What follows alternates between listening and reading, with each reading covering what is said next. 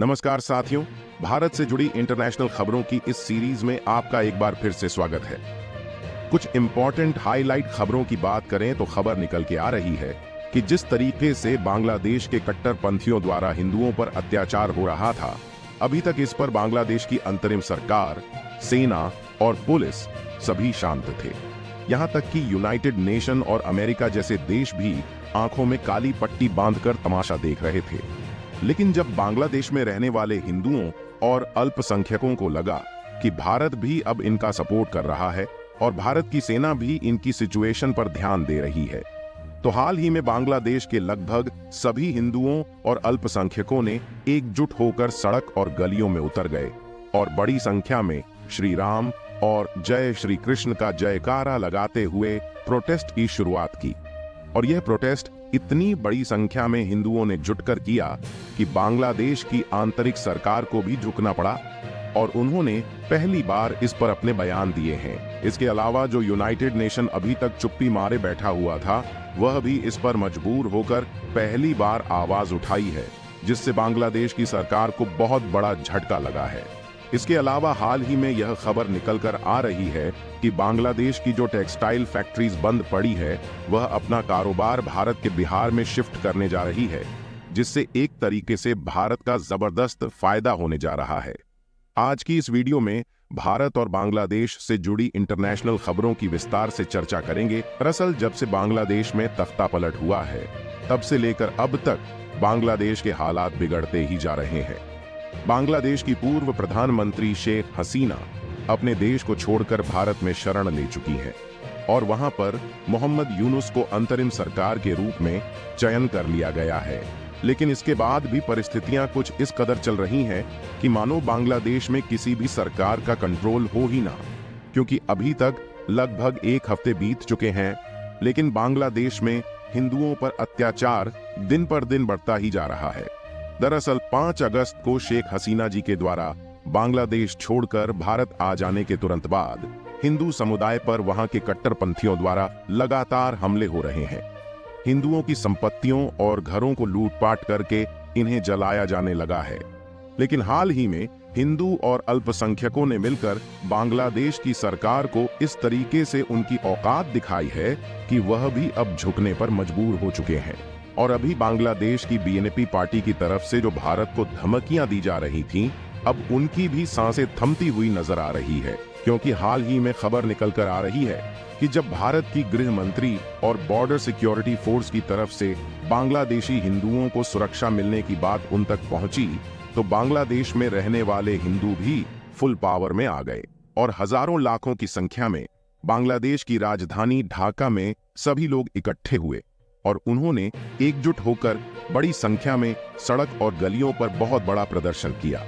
जिसमें इन लोगों ने जय श्री राम और हरे कृष्णा का जयकारा लगाते हुए बांग्लादेश की अंतरिम सरकार को सीधा बता दिया कि यह देश किसी के बाप का नहीं है और हम हिंदू इस अत्याचार को बिल्कुल भी नहीं सहने वाले। और इन प्रदर्शनकारियों ने बांग्लादेश की अंतरिम सरकार और यूनाइटेड नेशन को इतना बड़ा झटका दिया है कि अब यह भी अपनी जुबान खोलने और भारत का साथ देने के लिए मजबूर हो चुके हैं। और यह रिपोर्ट आज निकल कर आ रही है, जिसमें आप साफ साफ देख सकते हैं कि खुद मोहम्मद यूनुस, जिन्हें बांग्लादेश की अंतरिम सरकार के रूप में सिलेक्ट किया गया है, इन्होंने हिंदुओं पर आवाज उठाई है और इन्होंने खुद हिंदुओं और माइनॉरिटी पर हो रहे अत्याचार को लेकर चिंता व्यक्त की है। हालांकि अभी तक उनकी पार्टी की तरफ से ही भारत को चेतावनियां दी जा रही थीं, लेकिन अब खुद झुकने पर मजबूर हो चुके हैं। और इतना ही नहीं, बल्कि हिंदुओं के इस प्रोटेस्ट ने देश भर में इतनी ज्यादा खलबली मचाई कि मोहम्मद यूनुस को खुद देश भर के सभी विद्यार्थियों से बहुत बड़ी अपील करनी पड़ी है। इन्होंने स्टूडेंट से कहा कि आप ही लोग इस देश में हो रहे अत्याचार को रोक सकते हैं,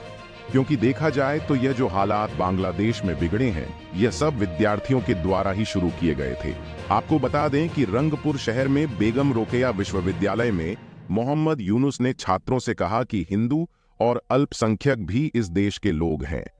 आप इस देश को बचाने में कैपेबल हैं और आप ही लोग इन परिवारों को बचा सकते हैं। इन्होंने विद्यार्थियों से ये भी कहा कि आप लोगों को आगे बढ़ना चाहिए और सभी अल्पसंख्यक हमारे भाई बहन हैं और हमें मिलकर उन्हें बचाना चाहिए और उन्हें कोई भी नुकसान ना पहुंचा पाए। और न सिर्फ बांग्लादेश की अंतरिम सरकार ने इस पर पहली बार अपने कदम को आगे बढ़ाया है, बल्कि खबर निकल कर आ रही है कि जो यूनाइटेड नेशन अभी तक आंखों पर काली पट्टी बांधकर बांग्लादेश में हो रहे इन अत्याचारों पर चुप बैठा था, वह भी बोलने पर मजबूर हो चुका है और उनकी तरफ से पहली बार बयान निकलकर सामने आया है।